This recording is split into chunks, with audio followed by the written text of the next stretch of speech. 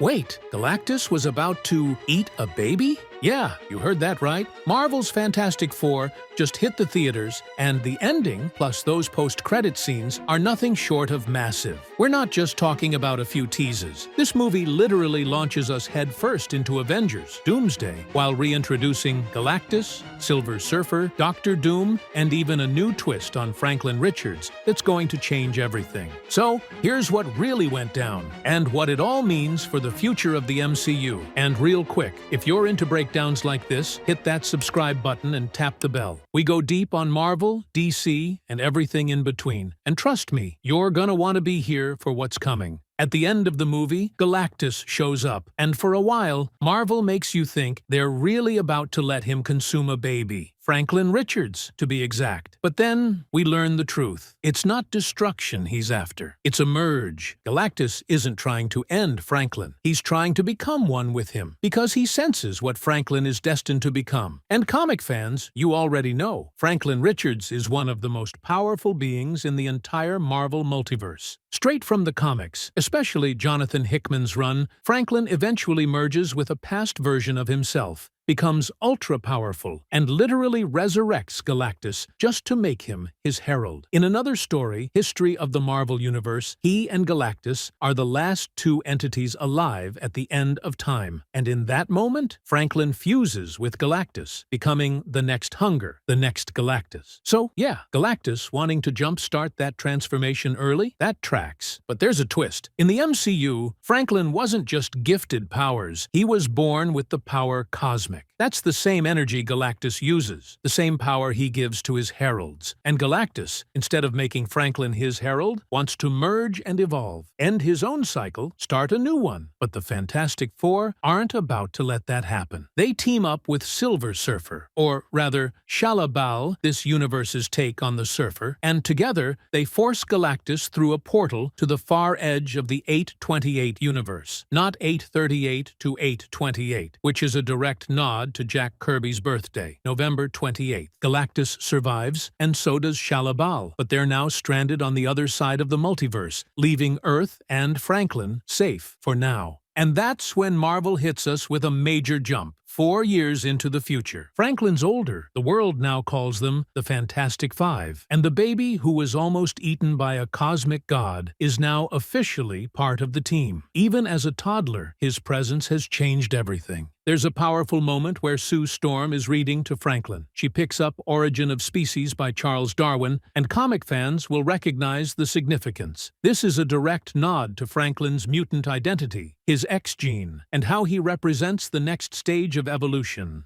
Xavier even quoted Darwin in the original X-Men film. This scene is more than just bedtime reading. It's Marvel quietly reinforcing Franklin's mutant status in the MCU. But then the tone shifts. The music gets darker. Sue senses something. She activates her powers. And as she walks toward Franklin, the camera slowly moves across the room, revealing someone standing there. Dr. Doom. And not just any Doom. This one looks exactly like the classic version from the comics. Green cloak, silver mask, gauntlet. But here's where it gets crazy. We don't see his full face, but we do see him lift the mask just enough for Franklin to reach out and touch it. That's not a random actor. That's Robert Downey Jr. Marvel doesn't say it outright, but the implication is crystal clear. This is their new Victor Von Doom. Not a Tony Stark variant, not some multiverse mashup. Kevin Feige already confirmed this version of Doom has always been Victor. The casting is bold, but the character is pure Doom. And here's the wildest part. Franklin doesn't flinch. He isn't scared. In fact, he seems at ease, like he trusts Doom, maybe even wants to go with him. So the question is Doom kidnapping Franklin, or is Franklin going willingly? That ambiguity changes everything.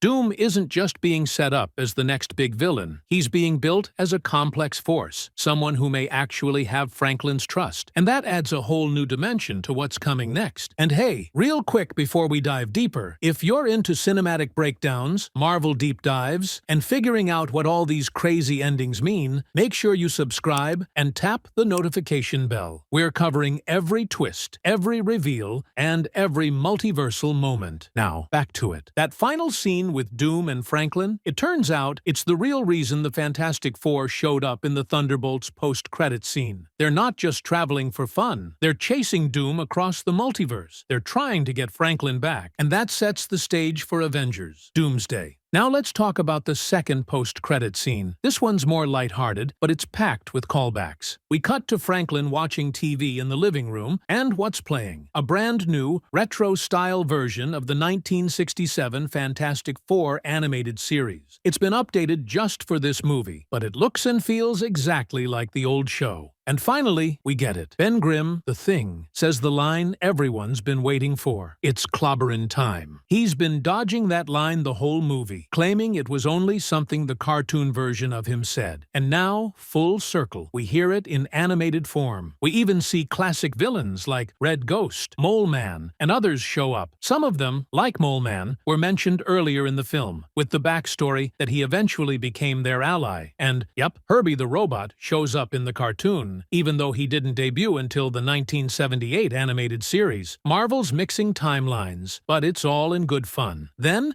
as the cartoon fades to black, Herbie turns the knob on the TV, and the screen shifts to something more personal. A quote appears from Jack Kirby himself. "If you look at my characters, you will find me. No matter what kind of character you create or assume, a little of yourself must remain there." Underneath it, the name Jack Kirby, and the number 828. That's not just the universe this story takes place in. It's a tribute to the man who helped create it all. His birthday, his legacy, his fingerprints on every frame of this film. And just like that, Marvel closes the curtain with class. But there's still one big question left hanging. What is Dr. Doom planning? Is Franklin his weapon, his partner, or something even stranger? And how far will the Fantastic Four go to stop him? The next time we see them, it won't be about saving the multiverse. It'll be about fighting for it. By the way, if you've stuck around this long, you're exactly the kind of fan this channel is built for. So hit that subscribe button and smash the bell. We've got more breakdowns coming for Secret Wars, Spider-Man, Brand New Day, and of course, the road to Doomsday. Marvel's just getting started, and we'll be right here breaking it all down. Stay curious, stay cosmic,